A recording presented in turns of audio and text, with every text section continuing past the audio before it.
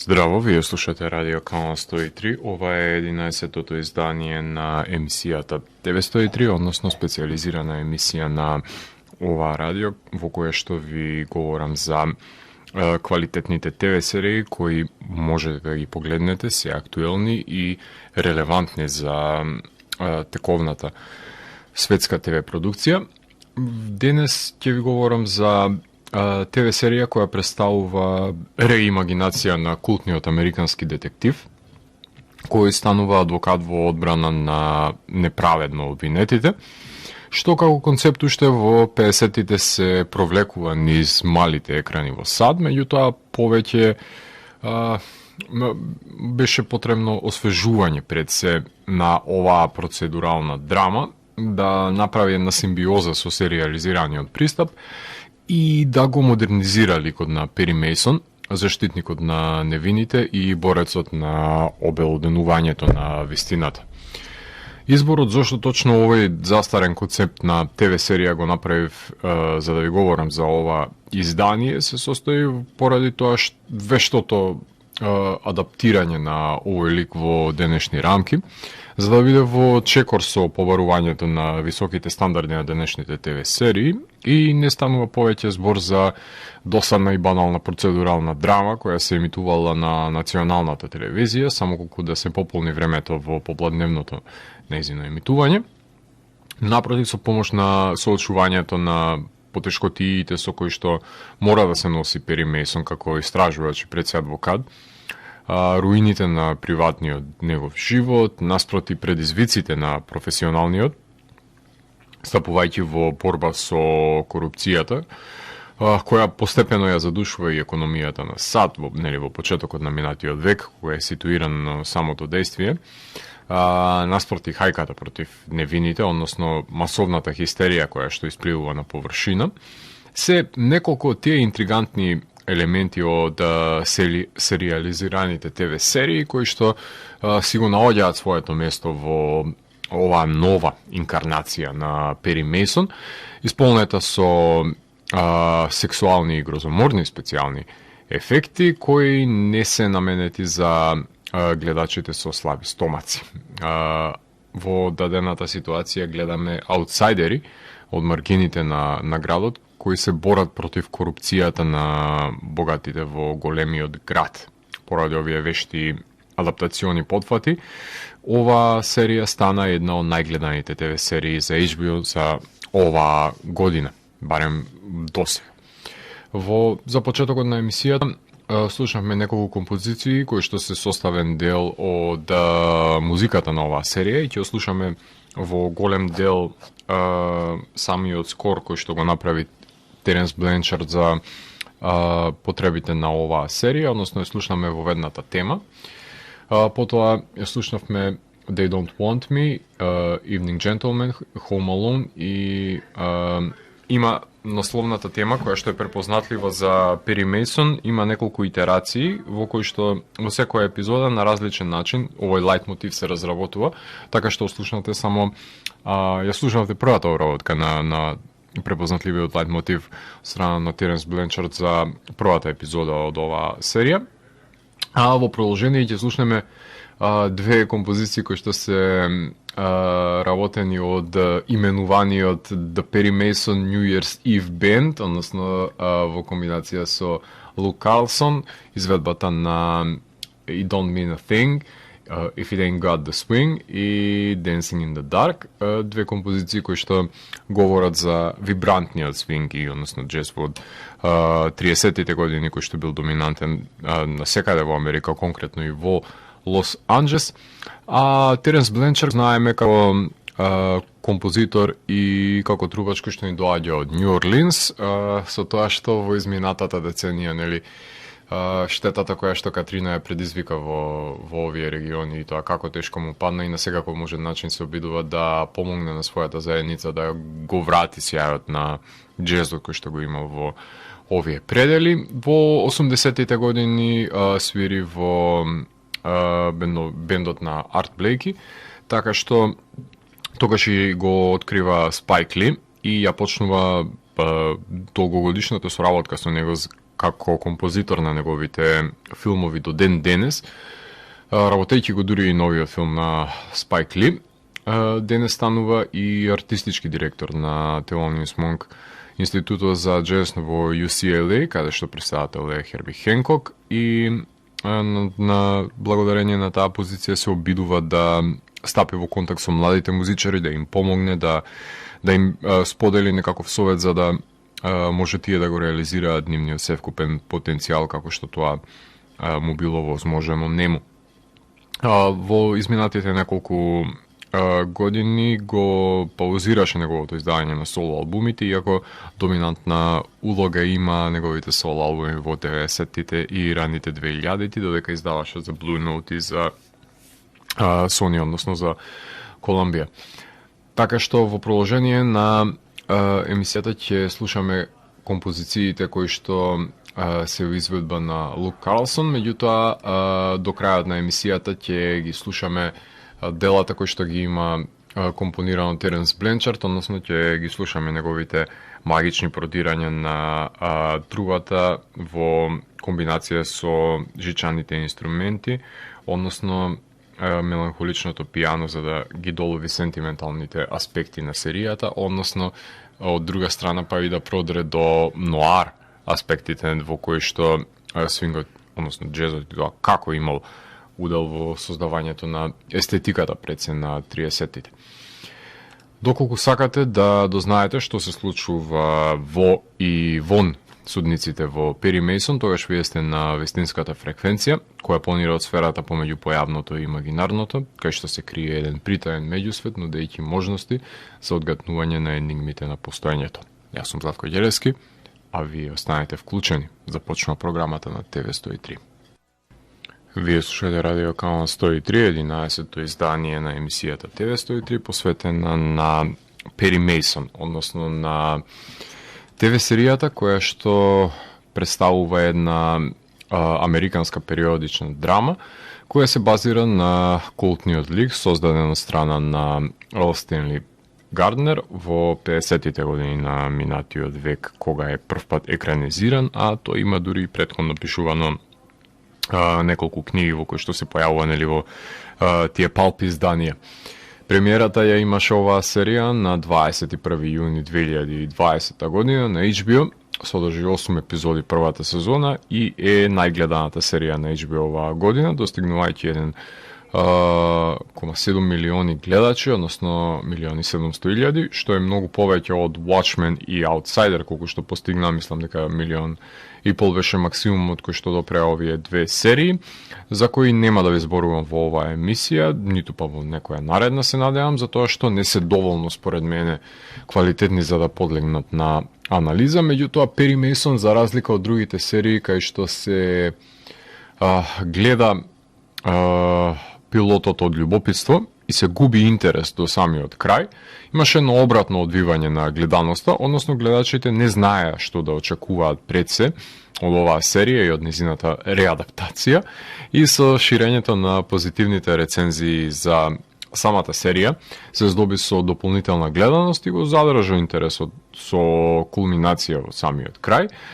како што треба да има една нагорна градација секоја квалитетна серија, уште еднаш потенцирам какви што не се Watchmen и Outsider.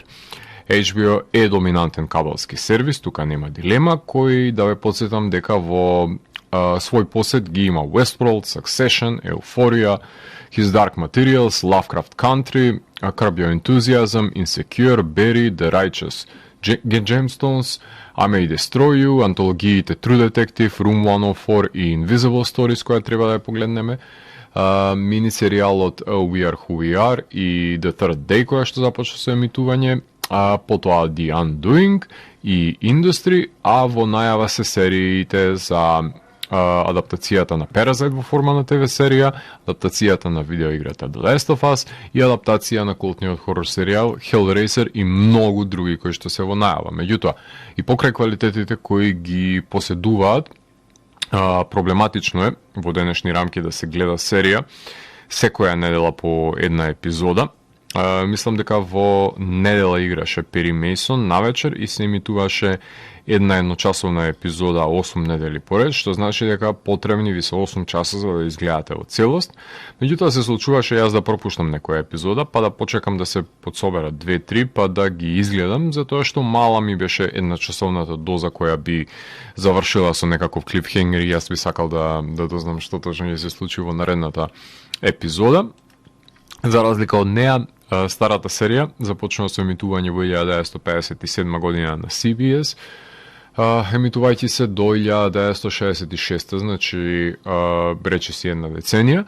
за во 1973 година да има едно неуспешно обновување и во 1985 година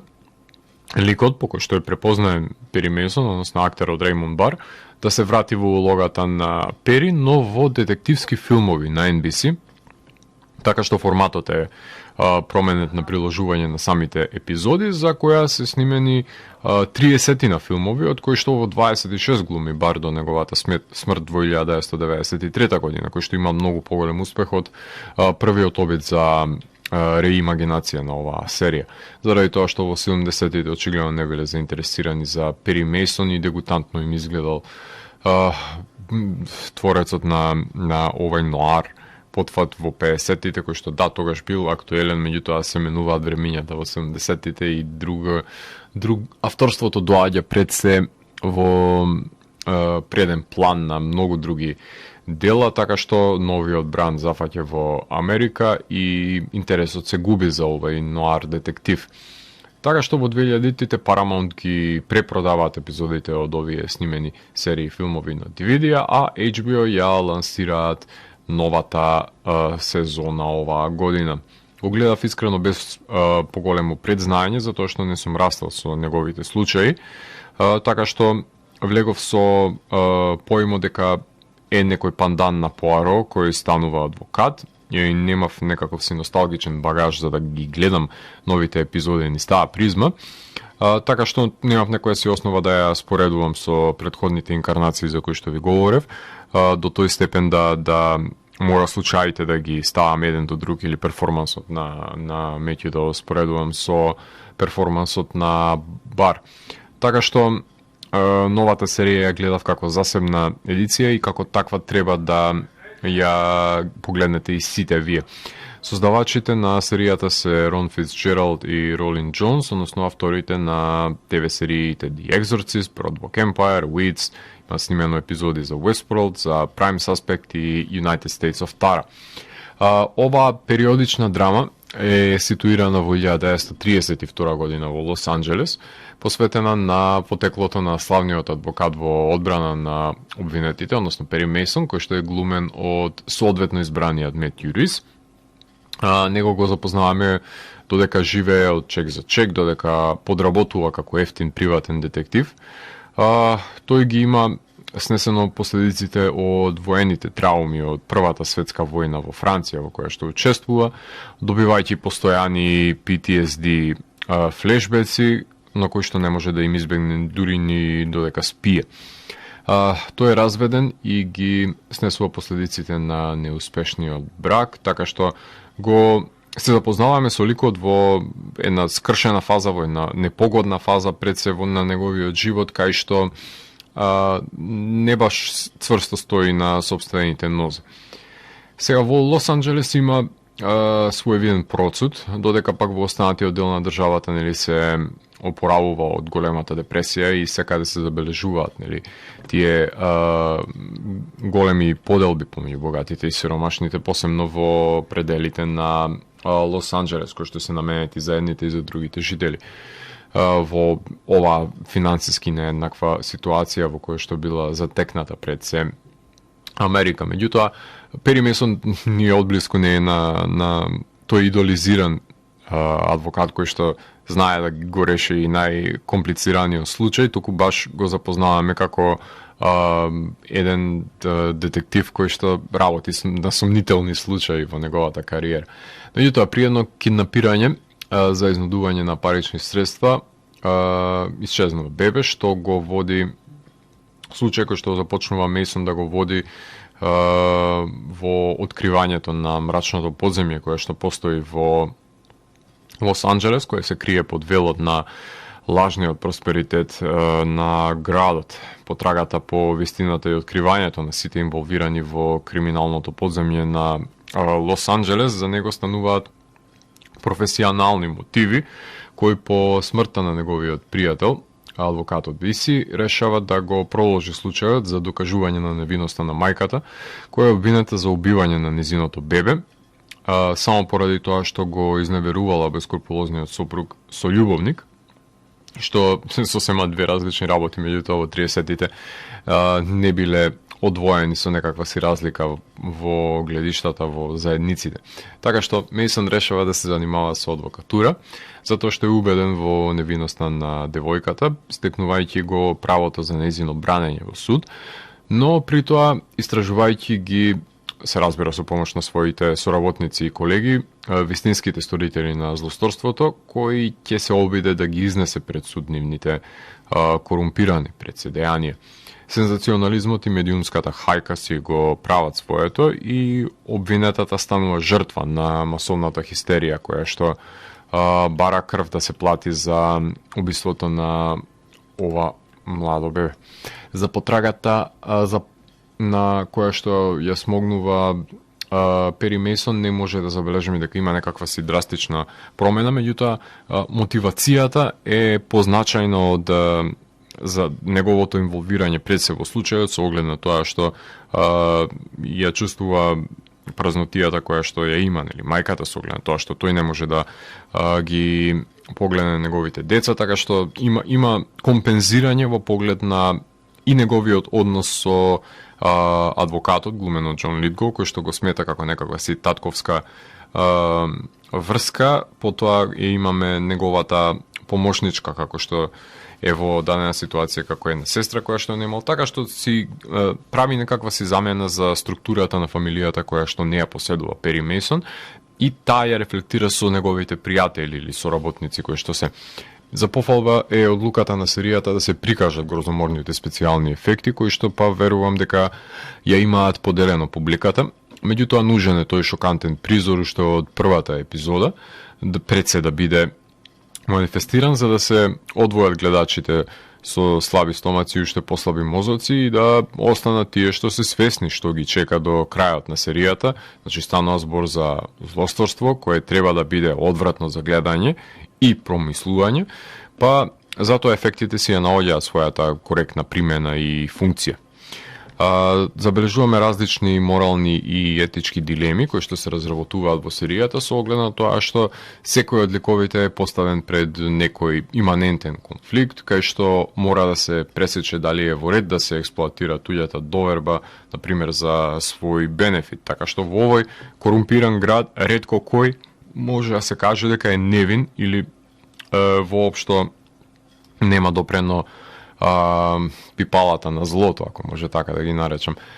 Така, например, полицајецот мора да избере дали ќе го премолчи најдениот доказен материјал нели за доброто на неговата фамилија, или па дали Мейсон ќе го злоупотреби ова негово сознание на суд, дали неверството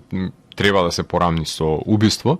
дали лажната надеж иницирана од религиозната секта е само злоупотреба на верниците, од кои се изнудуваат нели пари за спектаклот на чудата, кои се во корелација со самиот судски процес, како и прашањето за посветеноста на тимот на пријатели кои ќе истражуваат додека Мейсон се обидува да ја спаси мајката од бесилка. Така што можеме да заклучиме дека оваа серија има изградени ликови со меѓусебни корелации, кои имаат јасни побуди, поради кои реагираат на начинот нели на кој што сметаат дека е најсоодветно. Меѓутоа, како што потенцира, секој е виновен за нешто во овој град. Поблиска е во реализацијата, можеби во The Night of или во урбаната верзија на True Detective или во When They See Us, отколку до Law and Order. Меѓутоа, референци се земани и од Chinatown, и од Day of the Locust, и од Fat City, така што и од останатите дела кои што се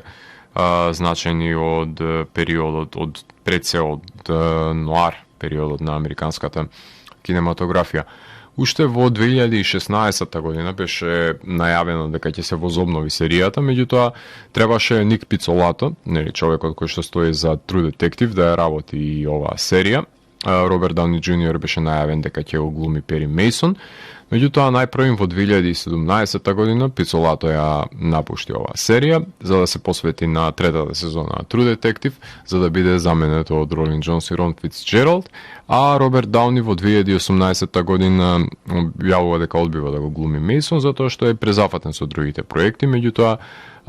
сепак неговата сопруга продолжи да се занимава со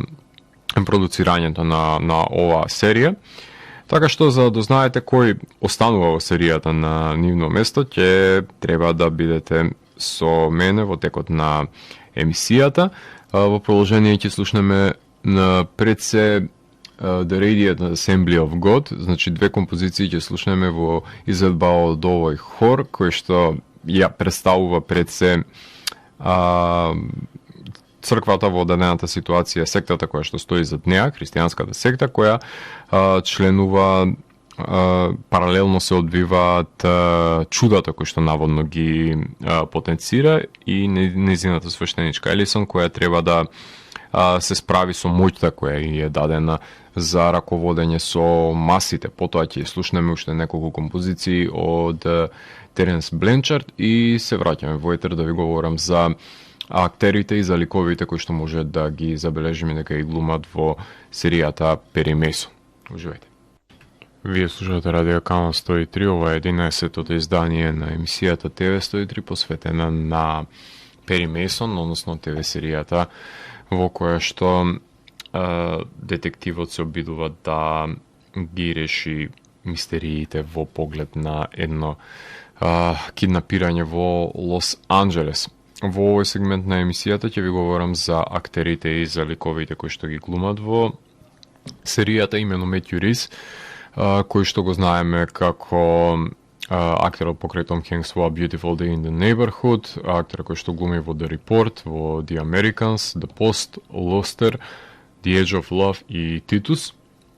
Е избран да го глуми Пери Мейсон, односно приватниот истражувач, односно детектив кој што решава да стане адвокат за да може да биде во функција на одбрана на обвинетата мајка за убиство на нејзиното дете,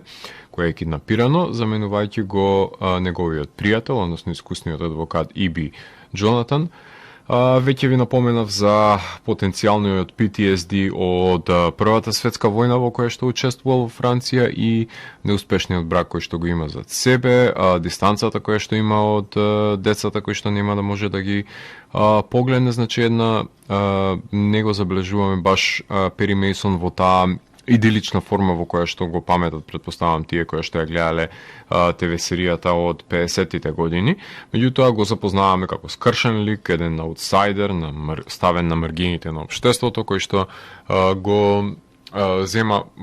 кој што зема предвид севкупното свое знаење и познавање на адвокатурата, ги најмува своите пријатели во помош на расветлувањето на мистеријата околу исчезнувањето, односно убиството на бебето при ова киднапирање. Другите ликови буквално му го даваат сето тоа што му фали за да го реализира неговиот потенцијал кој што го забележуваат во него, така и со неговата помештеничка, така и со адвокатот Иби Джонатан кој што смета како своја видна фигура која представува како еден вид на негов татко во серијата, иако не е тоа по крв, меѓутоа сепак советите ги добива од него со гледам тоа што тој го најмува за да му помогне за решавање на овој нерешлив случај. Така што Пери Мейсон има една арка која што ја поминува во текот на серијата, кај што се мотивира да го заземе случајот за да го обелодени и да дојде до ситуација да може да застане на собствените нозе и да има подпората од своите најблиски, кои што се и негови соработници, а и воопшто луѓето на кои што им значи во неговиот живот. Покрај него ја имаме и Џулиет Риленс, која што глуми во Мекмафија, во American Gothic, во The Nick, во хоророт Sinister, и во Френсис Ха и Days and Nights. Таа во серијата ја глуми Дела Стрит, односно лојалната секретарка на Иби Джонатан, приправничка која му помага на Мейсон да го состави неговиот случај за одбрана на обвинетата, секогаш верувајќи во неговата праведност и морална исправност, вложувајќи се и својата иднина пред се, како негова професионална партнерка, себе докажувајќи се постојано во дуелите кои што ги има најпрвин со предпоставениот Иби Джонатан и подоцна со Пери кога ќе ја замени неговата улога, иако таа ја забележува добрината и неможноста на обвинетата да го истакне незиниот глас, односно да ја каже незината приказна, така што таа секогаш се обидува да биде од помош на неа со оглед на незавидната позиција во која што е поставена и само ја подгрева совеста која екзистира во Пери Мейсон во поглед на разрешувањето на овој случај и исправноста воопшто во прифаќањето за неговото комплетирање. Така што таа е своевидна сестра која што никогаш не ја имал, меѓутоа тука е да му се спротистави на секој незин предпоставен, меѓутоа сепак да ја потенцира да го потенцира квалитетот кој што таа пред се го поседува, како една секретарка која што е многу повеќе од тоа што се кажува дека е со оглед на тоа што во иднина се надева дека ќе биде рамноправна партнерка. Нели се бори за незиното место во фирмата која што смета дека заслужува со оглед на тоа што таа ја подготвува цела документација за која што треба да се базира одбраната на Пери Мейсон и на Иби. Крис Чалк го знаеме од When They See Us, од ТВ серијата Готам, од филмот Детройт, од одличната The Newsroom, од Homeland, од прекрасниот Before the Devil Knows You're Dead. Тој го глуми Пол Дрейк, односно полицаец, афроамериканец, кој е исмејан од неговите колеги од една страна и од припадниците на неговата заедница од друга, кои што открива докази кои неговите колеги ќе се обидат да ги заташкаат, односно постоење на крвави стапалки кои водат надвор од местото на злосторството, алудирајќи на постоењето на друга личност која е инволвирана пред се во убиството. Дури одиме, имаме поглед во неговиот дом и неговиот лик е комплетно изграден со оглед на тоа што многу малку забележуваме полицајци од овој период кои што биле афроамериканци, а уште помалку се изградени на рамниште да не бидат само за посмев, туку да забележиме другата страна на паричката, односно да видиме како тој живее, кои се неговите морални дилеми со откритието, односно зознанието до кое што тој доаѓа и како ќе ги употреби, односно злоупотреби во своја полза. Така што уште еден солидно изграден лик кој што се надополнува на веќе споменатите тројца и тука уште го имаме во споредните улоги Шеа Вингам, кој што го знаеме од Джокер, од Low Tide, од To the Stars, од Vice, од Bad Times at El Royale, значи во огромен број на филмови глуми споредни улоги, мислам, овој човекот измислен е за тоа и е препознатлив баш поради не му треба многу голема минутажа поради својот физикус, пред се не му треба голема минутажа за да остави некаков печаток, го знаеме од Сикарио, од Day of the Soldato, од Vice Principals, од серијата Fargo, од Night of Cups, од Cop Car, од True Detective, го знаеме од The Wolf of Wall Street, од Silver Linings Playbook, од Machete, од јас конкретно го знам од 2000-тите години, од хорор филмот, од Blood Creek, например, од глумеше во First Snow, во Splinter, во Wristcutters, A Love Story, во Bad Lieutenant, Port of Call New Orleans, во Killing Room, така што го има насекаде како составен дел од дали од камерна, дали од проширена екипа, значи тој глуми Пит Стрикленд, кој што е соработникот на Мейсон, истражувач кој не се плаши да ги подмити потребните луѓе за да се добие поволниот исход, човек кој е предаден на задоволствата на телото со отворена сметка во најблиската јавна куќа, кој што е лико одлично одглумен од Шеа Вингам, за кој што ниту една врата не е затворена заради тоа што секогаш има начин како да пробие, па и најчесто на сила. Значи тој ја релативизира моралната нишка која што треба да ја поседува неговиот лик со оглед на тоа што знае да ги прегази етичките и моралните норми само за да дојде до самата цел. Макијавеловски баш пристапува на проблематиката со оглед на тоа што се инволвира во действијата на матните луѓе, се обидува да најде луѓе кои што не сакаат да бидат пронајдени, така што има доста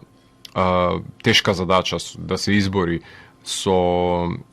нештата кои што сакаат богатите да останат да бидат скриени, например. Татјана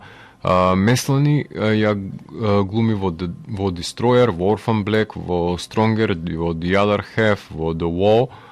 Hardwired, во Eastern Promises ја имаме и во Stir of Echoes, The Homecoming и во The Messengers. Значи, таа ја глуми сестер Елис Маккиган, која е свештеничка и лидерка на Radiant Assembly of God, христијанската секта која на своите следбеници им ветува чуда,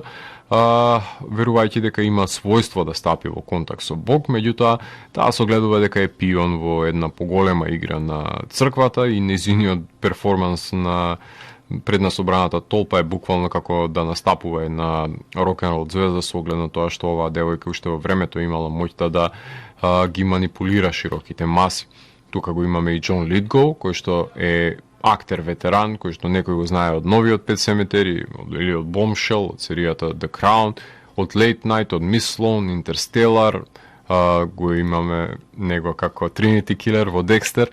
The Life and Death of Peter Sellers во Shrek, го глумел и Дон Кихот во истоимениот филм, телевизиски филм пред се, глумел дури во Footloose, во Terms of Endearment, во Twilight Zone филмот, во Blowout и Obsession на Де Палма, значи едно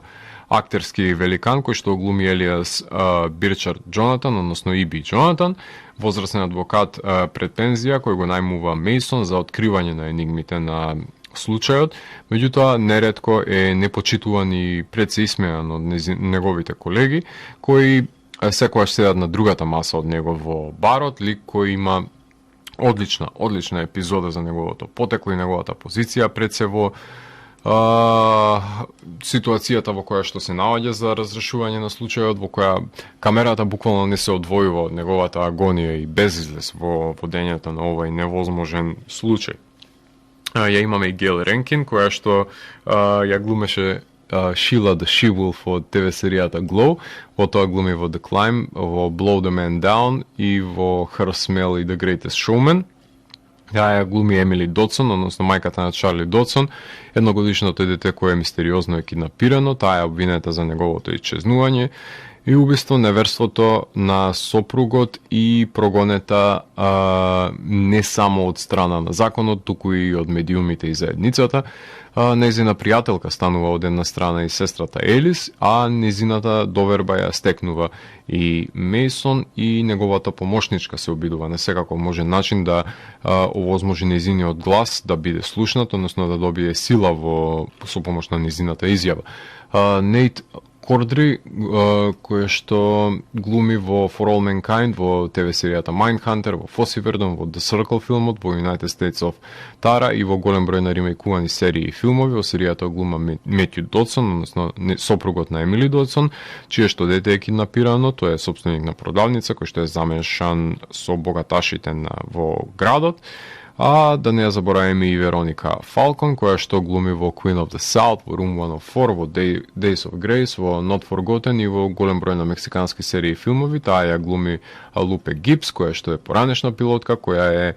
во сексуални ескапади со Пери Мейсон, кој што живее во нејзина соба покрај нејзиниот пар. И го имаме тука и Роберт Патрик, човекот кој што го знаеме од Терминатор 2, од The Laundromat, во одличниот хорор Tone Deaf, во Hellions, во True Blood, во From Dusk Till Dawn, во ТВ серијата, глуми во хоророт Autopsy, во филмот Rosewood,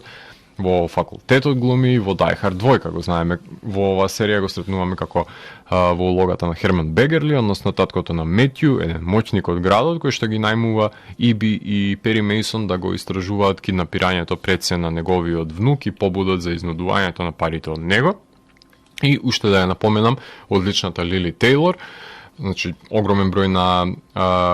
значајни ТВ актери и актерки кои што се појавувале низ децениите во ТВ сериите, таа глуми и во огромен број на филмови, како што е Eli, The Nun, Leatherface, глуми во серијата American Crime, Hemlock Grove, Almost Human, во првата инкарнација на The Conjuring, глумио прекрасната улога имаше во Six Feet Under култната серија, глумио Factotum филмот, во одличните High Fidelity, The Haunting, Pecker, Four Rooms, во The Addiction, во Arizona Dream, во Shortcuts, значи една легендарна актерка која што ја глуми Бърди Маккиган, мајката на Елис, представува нејзина советничка на професионален план во поглед на ракувањето со црквата, која што пред се ги раководи сите односи со јавноста кои што и практикува оваа секта, држејќи го наративот на нејзиниот углед во нејзините раце пред се, вклучувајќи го манипулирањето и со својата ќерка, што одлично го доловува Лили. Интригантна е позицијата која што пред се ја имаат женските ликови во оваа ера и на кој начин ја имале или ја злоупотребувале и употребувале пред се моќта која што ја поседувале за да дојдат до зацртаните цели. Има една прекрасна реплика во последната епизода кај што нема епохално крешендо, туку се потенцира дека ниту еден сведок не признал убиство на говорница, така што на гледачот му се посочува да не се надева дека ќе се случи и тука истото, што истото кажаното важи и за подготовката на одбраната од страна на Пери Мейсон, кој што не е убеден дека може туку така да поминат со сведочењата и сака да дојде до вистината буквално на говорницата, што не се случува. Така што уште еден интересен потфат кој говори за начинот на кој што порадикално се приоѓа во самиот процедурален чин кој што е застапен во Пери Мейсон. Тука може да направиме една кратка музичка пауза. Во продолжение слушаме композиции од Теренс Бленчар кои што се наоѓаат на самиот скор на ТВ серијата Пери Мейсон и за крајот на емисијата ќе ви говорам за одредени спецификации кои што ги поседува оваа серија, квалитети за кои што сметам дека треба да се продискутира. Уживајте во скорот кој што е создаден од страна на композиторот Теренс Бленчард. Вие слушате Радио Канал 103, ова е 11-тото издание на емисијата ТВ 103, специализирана емисија посветена на актуелните ТВ серии. Во текот на ова издание ви говорам за ТВ серијата Пери Мейсон, односно на самиот крај на емисијата сакам да продискутирам за одредени спецификации кои што и поседува, односно започнувајќи со самата најава која што е одсутна, односно има најава која што потенцира што се случувало во претходната епизода и лого се разбира на продукцијската куќа, односно HBO, која што следува потоа, но нема некоја си значителна монтажа која што би најавила за што точно би станувало збор, односно доволно е влезот во светот за да се знае што се гледа во оваа ера. Избегнати се најавите баш поради тоа да не наликува на процедурална серија, каква што знаат нели да бидат тие сега веќе од оваа перспектива гледани кич најави. Меѓутоа, во поглед на Пери Мейсон избегната е оваа потреба, за добро или за лошо, сепак нема некаква си сигнатура, односно нема некаков си подпис по кој што е препознаена на почетокот, меѓутоа сепак започнува со една монтажа за најава за сето тоа што претходно е гледано, што е сосема во ред со оглед на тоа што стана збор за серија која се емитува недела за недела, така што потребно е освежување на сеќавањето на збиднувањата од текот на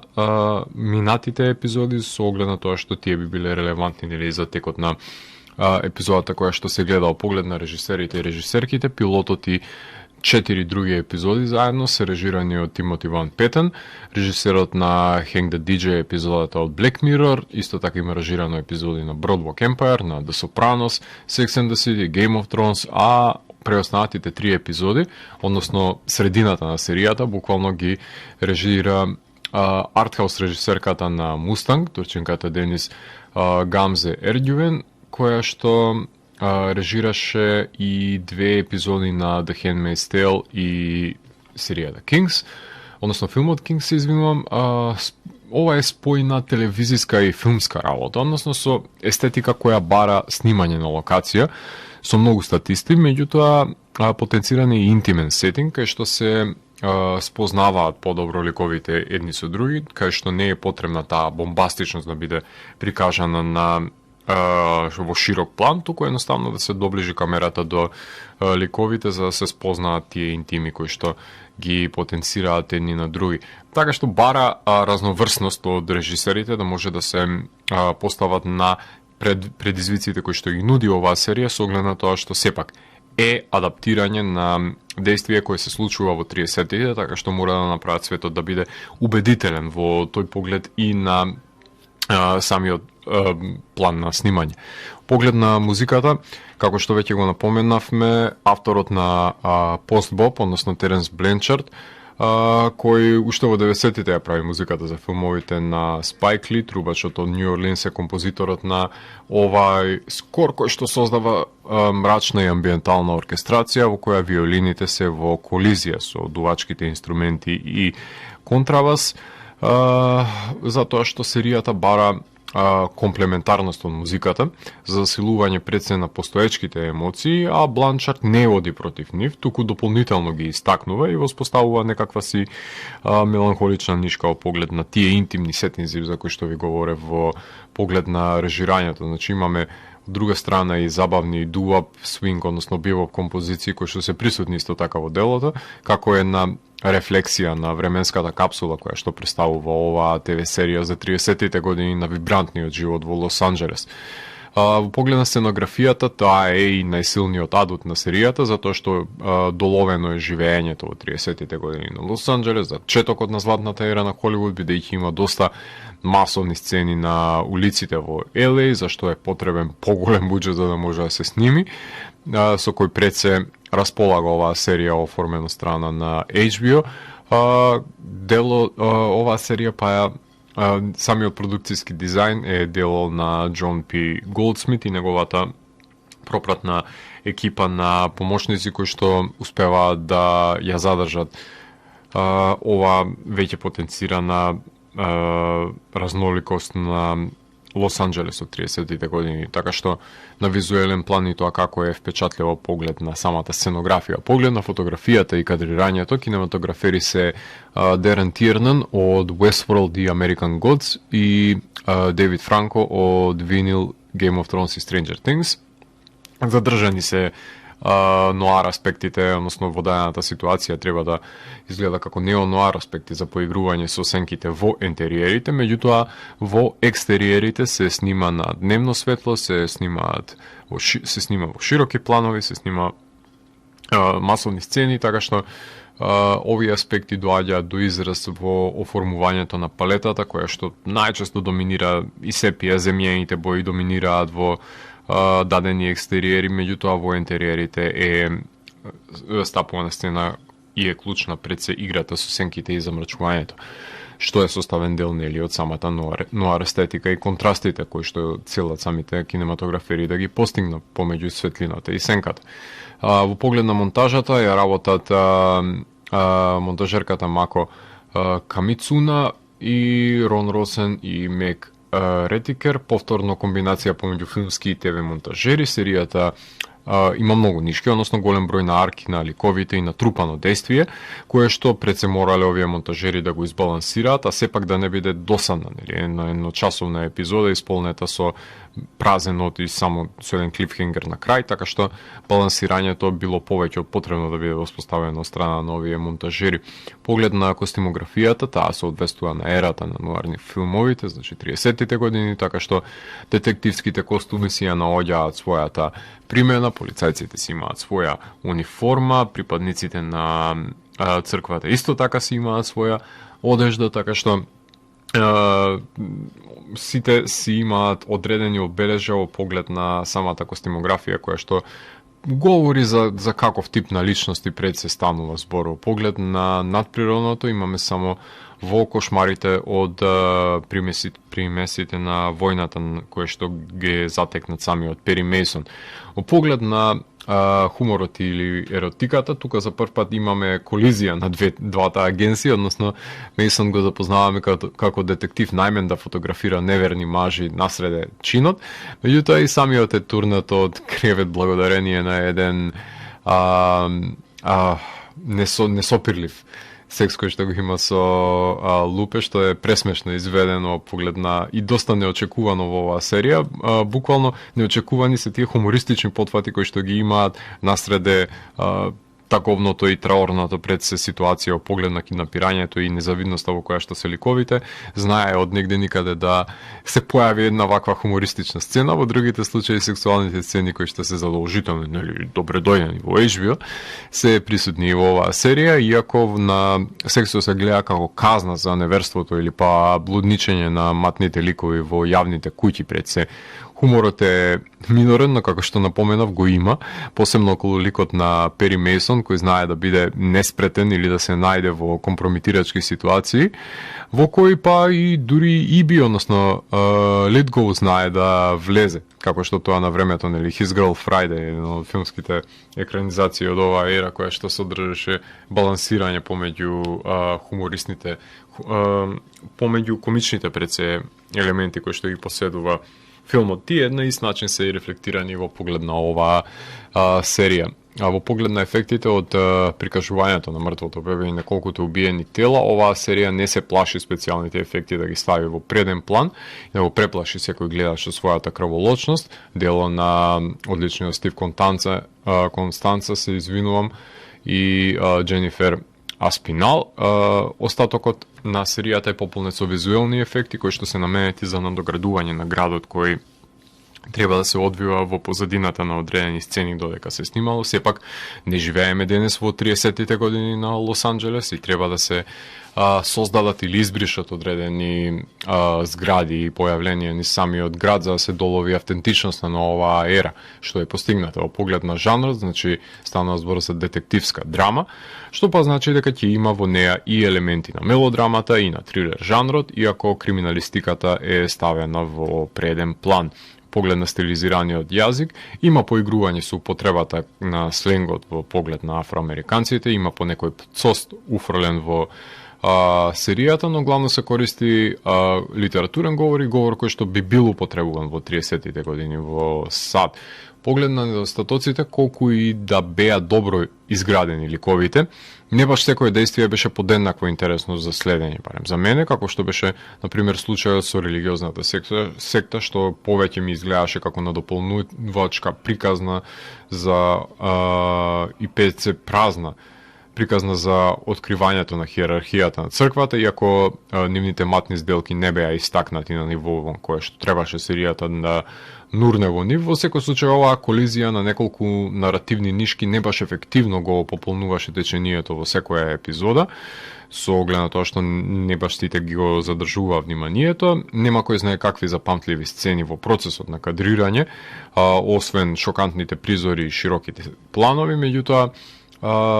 тоа се должи пред се на неинвентивноста на тој план. Во поглед на континуитетот на епизодите беше задржан со неколку исклучоци, како што веќе ги напоминав, односно епизоди во кои што имаше празен нот, што се должеше можеби на мртвите сокаци до кои што доаѓаше Пери Мейсон со неговите помошници, што можеби функционира кога се гледа недела за недела, но верувам дека е проблематично кога некој ќе се обиде да ја бинча серијата, односно да ја погледне одеднаш со оглед на тоа што сега е веќе излезена. Поглед на градењето на ликовите и тоа како се издржани, затоа што на секој му беше одвоено време и место да се долови пред нивното потекло, барем на Мейсон, на Елис, на низината мајка, на Иби, на фамилијата Додсон, значи имаше дури и неколку сцени на споредните ликови како тој на Уингам или па полицаецот Пол Дрейк, така што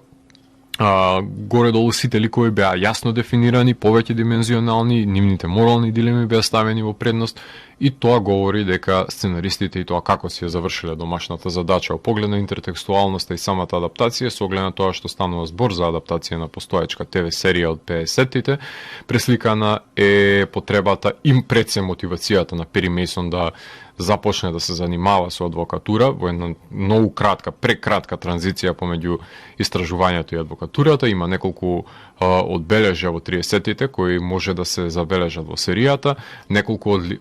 убиството конкретно кое што се изведува случајот е спој на веќе постоечки неколку случаи, неколку од ликовите се создадени специјално на серијата, други се само надополнети од имињата кои што се пронајдени во пишаните дела за Пери Мејсон, меѓутоа е пред се приказна за неговото потекло и инволвирањето во правосудството, наместо да остане нели детективот кој ќе биде најмен да фотографира неверни мажи и жени. Ова е детективот кој што ја создава својата арка за да дојде во таа фамозна позиција во која што сите нели го знаат во САД. Во поглед на атмосферата, таа на моменти е мрачна, на моменти е мелодраматична, на моменти е со патос, но спорадичниот тек на епизодите е задржан во целост, што не пречи на гледливоста, зашто сведочат цифрите, а убедителноста исто така е на ниво, благодарение на актерскиот перформанс пред сценарист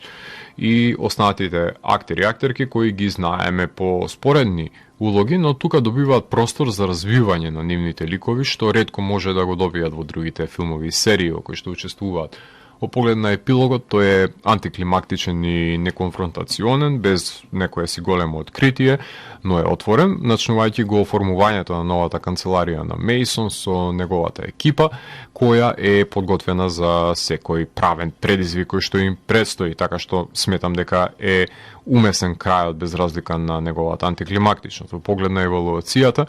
поради успешното адаптирање на бајатиот детективски концепт со освежување на рамниште на специјалните ефекти, градењето на споредните ликови, како и нивната интеракција,